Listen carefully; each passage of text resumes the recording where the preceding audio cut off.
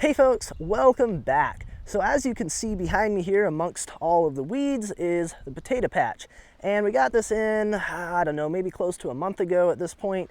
And it is getting time that we need to hill these things up. In fact, it's probably a little bit past time. These plants have really been shooting up after we just got like 2 inches of rain over the last week or so. So they're loving that. They're really starting to grow, but we need to get these things hilled. Now, before we can start hilling, as you may recall, this area was kind of in the barn area that we tore out of here, and we never did get a chance to really clean up the soil before we started planting. So there's still in between the rows a whole bunch of little pieces of busted up wood from that, pieces of old tin roof, rocks, all sorts of stuff like that, and we really don't want that getting pushed into the plant. So we need to run through here, clean all that stuff out, and then we can get to hilling these up.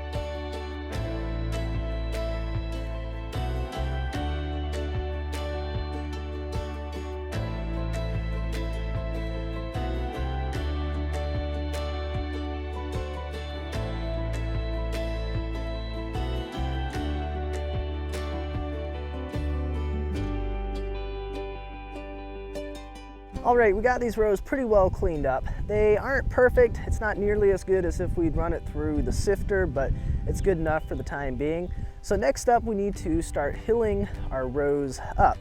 And I was really hoping that I would be able to get my hands on a used hiller or better. And basically what that is just something that it's an attachment for your tractor, and it has 2 disc on it.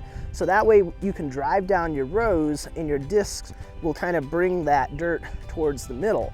And you can just set them however wide you want it for however wide your rows are, or if you're trying to make a little bit of a raised bed, you know, you can adjust it for that.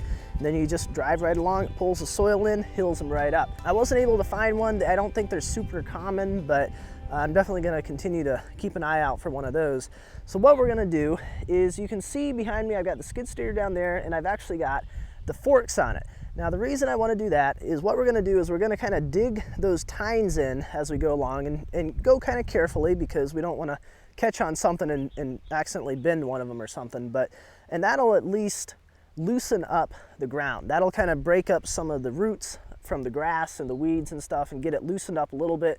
We will be driving back over it, but I think it still should be better than doing nothing. So we're going to give this a try and then see if we can't kind of bring this first row in and get those hilled up.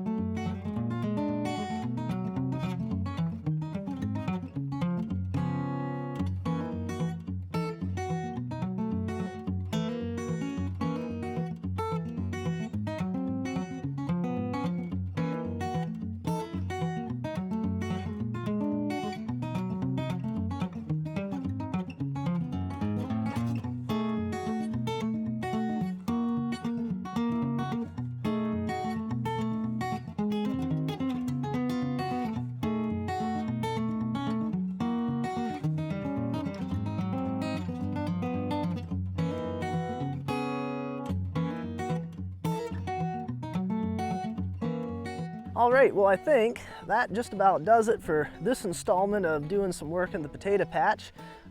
Running through there with the forks definitely helped to kind of churn over some of the weeds and stuff that were growing in through here as well, so they look a whole lot better than they did. But of course now the plants look a lot shorter because we hilled that dirt up around it. Now it definitely would have been a whole lot easier, like I said, if I'd had a hiller, because one nice thing with that is that since you got a disc on either side bringing that dirt in, it keeps those plants nice and straight as you're doing it. Whereas with doing it like this and then coming through with the rake and kind of pulling the dirt up on one side, it tends to want to push those plants over, and then when you come back through the other side, you kind of got to straighten them back up a little bit if you lean them over too far. So it definitely would have been a little bit easier with that, but I think it turned out just fine the way we did it. So with the hilling done, I think that the next installment that we'll have with doing anything with potatoes ought to be when we harvest later this year. So that is going to be it for this video. As always, I appreciate you guys watching, and I will see you next time.